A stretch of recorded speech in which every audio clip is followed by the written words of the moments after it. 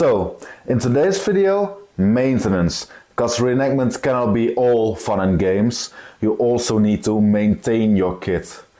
So in this video I'm going to tell you how I do it.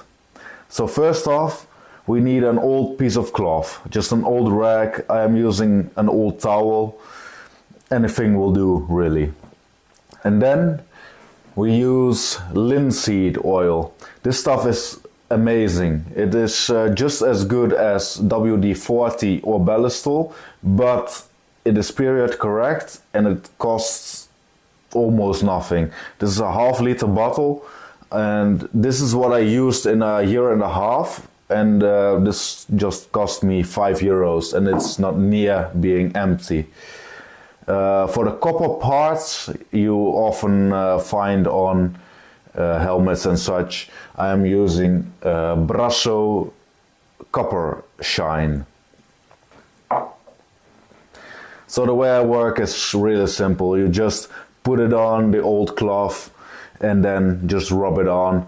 Very easy. You do need to make sure all the factory grease has been removed prior. You can do that by using degreasing agents or just wearing it for a long time. It will wear off by itself, but best is to remove it as soon as you take it out of the packaging. But if you do encounter a large piece of rust, then I do recommend you're using WD-40. Just spray it on, let it soak in for a while, then grab yourself a piece of sandpaper or Scotch-Brite and just scrub it clean. The issue with WD-40 is it'll stain on clothing.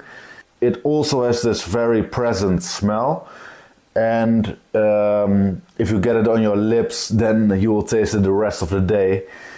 It's also not the cheapest. In terms of maintaining the leather on your kit, I use beeswax. This has come in a pot, very soft. You can just scoop it out with your 2 fingers and just rub it in.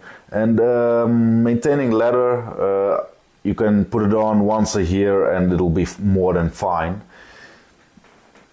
Also with the linseed oil on top of metal, I put it on and then next training, when that's over, I put it on again, but that's in intervals of 3-4 months, and in the meantime I have never seen rust form on my kit.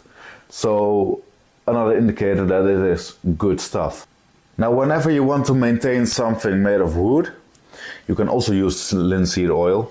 Just get a little bit of linseed oil on the rag and then just work it like this. The main issue is that it needs to dry quite a long time, especially for the first time.